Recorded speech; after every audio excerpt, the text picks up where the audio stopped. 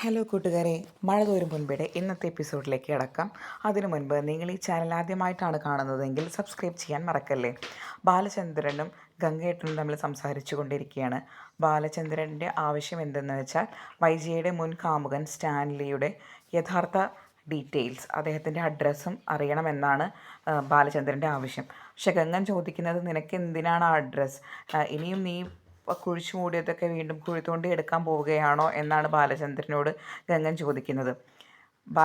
ഗംഗേട്ട, നിങ്ങൾക്ക് ആ അഡ്രസ്സ് തരാൻ പറ്റുമെങ്കിൽ തരൂ, ഇല്ലെങ്കിൽ ഞാൻ ഇപ്പോൾ തന്നെ വൈജയെ വിളിച്ചിട്ട് ചോദിക്കും. നീ മുൻപ് ഒരുത്തൻ്റെ അവിഹിത ഗർഭം ധരിച്ച് ഒരു പെൺകുഞ്ഞിനെ പ്രസവിച്ചിരുന്നല്ലോ, ആ കൊച്ചിൻ്റെ അച്ഛൻ്റെ അഡ്രസ്സ് തരാൻ ഞാൻ വിളിച്ച് ചോദിക്കും എന്ന് പറഞ്ഞ് ബാലചന്ദ്രൻ ഗംഗേട്ടനെ ഭീഷണിപ്പെടുത്തുകയാണ്. അപ്പോൾ ഗംഗൻ പറഞ്ഞു, വേണ്ട, നീ വൈജയെന്ന് വിളിക്കേണ്ട, ഞാൻ തന്നെ തരാം. അദ്ദേഹത്തിൻ്റെ പേര് സ്റ്റാൻലി ജോസഫ് എന്നാണ്. പുനലൂർ പത്തനാപുരമാണ് സ്വദേശം. അപ്പോൾ ബാലചന്ദ്രൻ ചോദിക്കും, അച്ഛൻ്റെ പേരെന്താണ്? അച്ഛൻ്റെ പേര് ഔതക്കുട്ടി, അമ്മയുടെ പേര് അന്നമ്മ. കേണലായിട്ടാണ് റിട്ടയർ ചെയ്തതെന്ന് മാത്രം അറിയാം. കോണ്ടാക്റ്റ് ഒന്നുമില്ല. ഇതും പഴയ അഡ്രസ്സാണ്, പുതിയ അഡ്രസ്സൊന്നും അറിയില്ല. കേണലായിട്ടാണ് റിട്ടയർ ചെയ്തത് എന്നൊരു സുഹൃത്ത് വിളിച്ചപ്പോഴാണ് അറിഞ്ഞത്. കൂടുതൽ ഡീറ്റെയിൽസ് ഒന്നും അറിയില്ല എന്ന് പറയും. എന്താ ബാലചന്ദ്ര, നീ എന്താണ് ഉദ്ദേശിക്കുന്നത്? അവനെ കണ്ടുപിടിച്ചിട്ട് ഇപ്പം എന്താണ് നിനക്ക് ചെയ്യേണ്ടത് എന്ന് ബാലചന്ദ്രൻ പറയുകയാണ്. അലീന ഇത്രയും കാലം അവളുടെ അമ്മയുടെ അടുത്ത് വന്നു നിന്നു, പക്ഷെ അവൾക്കൊന്നും അർഹതപ്പെട്ടതൊന്നും കിട്ടിയില്ല. ഇനി അവളുടെ അച്ഛൻ്റെ അടുത്ത് പോയി നിൽക്കട്ടെ. അപ്പോൾ അവളുടെ അച്ഛൻ അവളെ അംഗീകരിക്കുമോ എന്ന് നമുക്ക് നോക്കാമല്ലോ. എന്തിനാണ് ബാലചന്ദ്ര അങ്ങനെ ഒരു കടുംപിടുത്തം? അവൾക്ക് വേണ്ടത് എന്താണെന്ന് വെച്ചാൽ ഞങ്ങൾ കൊടുക്കാം, ഒരു വീട് വെച്ച് വാങ്ങിക്കൊടുക്കാം, ജോലി വാങ്ങിക്കൊടുക്കാം, വിവാഹം കഴിപ്പിച്ച് കൊടുക്കാം, ഞങ്ങളെല്ലാം ചെയ്യാമെന്ന് പറഞ്ഞതല്ലേ. പിന്നെ എന്തിനാണ് ബാലചന്ദ്ര ഇങ്ങനൊരു വാശി? ഇനി അയാൾക്കൊരു കുടുംബമുണ്ടെങ്കിൽ ആ കുടുംബം കൂടി തകരില്ലേ?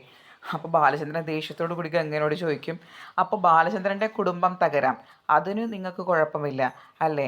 നിങ്ങളെയൊക്കെ എന്താ ചെയ്യേണ്ടത്? നിങ്ങളെല്ലാവരെയും നിരത്തി നിർത്തി വെടിവെച്ച് കൊല്ലാനുള്ള ദേഷ്യമുണ്ട് എനിക്ക്. പക്ഷെ ഞാനതൊന്നും ചെയ്യുന്നില്ല. അവൾക്ക്, അതായത് സ്റ്റാൻലി എന്നുള്ള ആൾ ഒരു മകളെ ഉണ്ടാക്കിയിട്ട് അയാൾ എവിടെയോ പോയി ജീവിക്കുകയല്ലേ. അപ്പോൾ അയാൾ അറിയട്ടെ അയാൾക്കൊരു മകളുണ്ടെന്നും. ആണാണെങ്കിൽ അയാൾ ആ മകളെ അംഗീകരിക്കട്ടെ, ഇല്ലെങ്കിൽ അടുത്ത വഴി ഞാൻ നോക്കിക്കോളാം. അതെന്നോട് ആരും പറഞ്ഞു ഉപദേശിക്കൊന്നും വേണ്ട. പിന്നെ സ്റ്റാൻലിയുടെ കുടുംബം തകരുമോ എന്നുള്ള ചിന്തയൊന്നും ഗംഗേട്ടന് വേണ്ട. ഗംഗേട്ടൻ എന്തിനാണ് അയാളോട് ഇപ്പോഴും സിമ്പതി? പെങ്ങളുടെ പഴയ കാമുകൻ എന്ന നിലയിലോ? അപ്പോൾ ബാലചന്ദ്രൻ്റെ കുടുംബം എത്ര വേണമെങ്കിലും തകരാം, ബാലചന്ദ്രന് എന്ത് വേണമെങ്കിലും ആകാം, അതിനൊന്നും നിങ്ങൾക്കൊരു കുഴപ്പമില്ലല്ലേ എന്ന് ചോദിക്കുകയാണ്. അപ്പോൾ ഗംഗൻ പറയാണ്, ഞാനിനി നിന്നോട് പറഞ്ഞ് മത്സരിക്കാൻ ഇല്ല. നീ ഇനി പുനലൂർക്ക് പോവുകയാണോ ചോദിക്കും. അതെ, ഞാൻ പോവുകയാണ് പുനലൂർക്ക് എന്ന് പറയും. പിന്നെ കാണിക്കുന്നത് രേവതിക്കുട്ടി, കൃഷ്ണമോൾ എല്ലാവരും കൂടി ഹോട്ടലിൽ നിന്ന് ഫുഡ് കഴിച്ചിട്ട് ഇറങ്ങുകയാണ്. അപ്പോൾ ഇറങ്ങുമ്പോൾ അലീനയും അബിതയും കാണുന്നില്ല, അവർ കൈ കഴുകാൻ പോയതാണ്. അപ്പോൾ രേവതിക്കുട്ടി ചോദിക്കുന്നുണ്ട്, അല്ല, ഈ അലീനേച്ചിയും ബബിതയും എന്താണ് കുളിക്കാൻ പോയതാണോ അതോ കൈ കഴുകാൻ പോയതാണോ? കുറേ നേരമായിട്ട് കാണുന്നില്ലല്ലോ എന്നൊക്കെ പറഞ്ഞ് അവളിങ്ങനെ ചുമ്മാ പ്രശ്നം ഉണ്ടാക്കിക്കൊണ്ടിരിക്കുകയാണ്. അപ്പോഴാണ് അവളുടെ ഫോണിലോട്ടൊരു കോൾ വരുന്നത്. ഗ്രേസ് അമ്മയാണ്. ഗ്രേസ് അമ്മ ചോദിക്കുക, നിങ്ങൾ എവിടെയാണ് പിള്ളേരെ? കുറേ നേരമായല്ലോ പോയിട്ട്. മാമച്ചൻ 2-3 തവണ ചോദിച്ചു, പിള്ളേരെന്താ കാണാത്തത്? അപ്പോൾ അവൾ പറയും, ഇല്ല ഗ്രേസ് ആൻറ്റി, ഞങ്ങൾ അരമണിക്കൂറിനുള്ളിൽ വരും.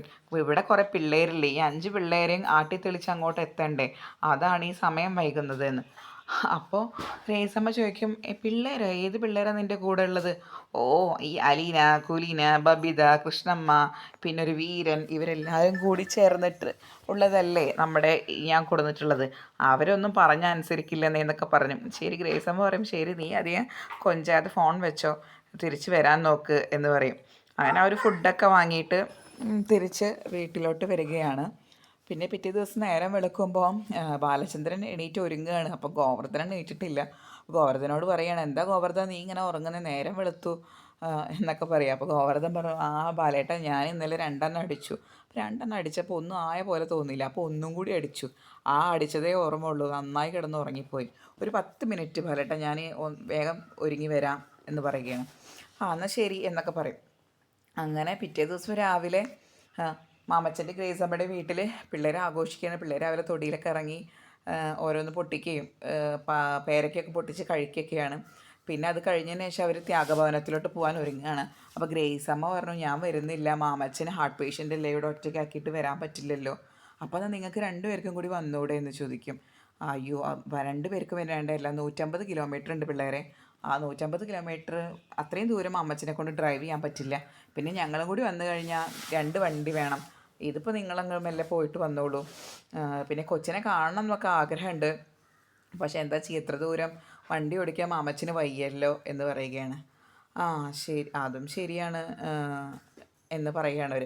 പിന്നെ മാമച്ചൻ ഒരു കാര്യം ഓർമ്മിപ്പിക്കുകയാണ്, അതായത് കുട്ടീനെ ദത്തെടുക്കാൻ വേണ്ടിയിട്ട് മറ്റുള്ളവരൊക്കെ ശ്രമിക്കുന്നുണ്ടല്ലോ, അപ്പോൾ അതിനൊന്നും സമ്മതിക്കരുത്.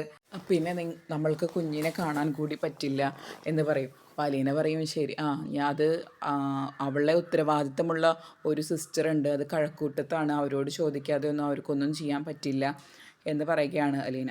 ശരി, എന്നാൽ പിന്നെ നിങ്ങൾ പിള്ളേരെ വൈകിക്കാൻ നിൽക്കണ്ട, ഇപ്പം തന്നെ 7:30 ട്രാഫിക്കാവും കുറച്ച് നേരം, പിന്നെ കുറച്ച് ദൂരം ട്രാവൽ ചെയ്യാനുള്ളതല്ലേ, നിങ്ങളിപ്പോൾ തന്നെ പോയിട്ട് പോരെ പിള്ളേരെ എന്ന് പറഞ്ഞ് അവരെ യാത്രയാക്കുകയാണ്. അപ്പോൾ അവർ സന്തോഷത്തിൽ പോവുകയാണ്. പിന്നെ മാമച്ചൻ പറയും, അതേ കൊച്ചിൻ്റെ ഫോട്ടോസും വീഡിയോസും എടുക്കാൻ മറക്കല്ലേ, കൊച്ചിനെ കാണാൻ പറ്റില്ലെങ്കിൽ ഫോട്ടോസും വീഡിയോസും എങ്കിലും കാണാമല്ലോ എന്ന് പറയും. അപ്പോൾ രേവതിക്കുട്ടി പറയും, ഞങ്ങൾ 5 സ്മാർട്ട് ഫോണായിട്ടാണ് പോകുന്നത്, ഇഷ്ടം പോലെ വീഡിയോസും ഫോട്ടോസൊക്കെ എടുത്ത് ഞങ്ങൾ വരണ്ട് എന്ന് പറഞ്ഞ് അവർ സന്തോഷത്തിൽ അവിടെ നിന്ന് ത്യാഗഭവനത്തിലോട്ട് ഇറങ്ങുകയാണ്. ഇതേ സമയം നമ്മുടെ ബാലചന്ദ്രനും ഗോവർദ്ധനും കൂടി യാത്ര തുടങ്ങി. അപ്പോൾ ഗോവർദ്ധനം ചോദിക്കുന്നത്, എവിടേക്കാണ് നമ്മൾ ബാലേട്ടത്ത് പോകുന്നത്? നമ്മൾ പോണത് പുനലൂർക്കാണ്, പുനലൂർ പത്തനാപുരം, നമ്മൾ ഭൂതത്തിനെ കാണാൻ പോവുകയാണെന്നാണ് ബാലചന്ദ്രൻ പറയുന്നത്. ഭൂതത്തിനോ? എനിക്കൊന്നും മനസ്സിലാവുന്നില്ല ബാലേട്ടൻ എന്തൊക്കെയാണ് ഇവിടെ കിടന്ന് പറഞ്ഞുകൊണ്ടിരിക്കുന്നത്? അത് ഗോവർദ്ധന, ഈ യാത്ര അവസാനിക്കുമ്പോൾ നിനക്ക് ഈ കഥയെല്ലാം ഞാൻ പറഞ്ഞു തരണ്ട്, നീ പേടിക്കണ്ട, അപ്പോൾ നിനക്കെല്ലാം മനസ്സിലാവും എന്ന് പറയണം. പാവം ഗോവർദ്ധൻ ആകെ ഒന്നും മനസ്സിലാവാതെ ഡ്രൈവ് ചെയ്തുകൊണ്ടിരിക്കുകയാണ്. ഗോവർദ്ധൻ്റെ അവസ്ഥയാണ് ഇപ്പോൾ ഏറ്റവും രസം. കാരണം ബാലചന്ദ്രൻ എന്തൊക്കെയോ കുറേ വലിയ വലിയ കാര്യങ്ങൾ പറയും, ഒന്നും മനസ്സിലാവാതെ ഗോവർദ്ധൻ ഇന്ന് വണ്ടി ഓടിക്കുകയാണ്.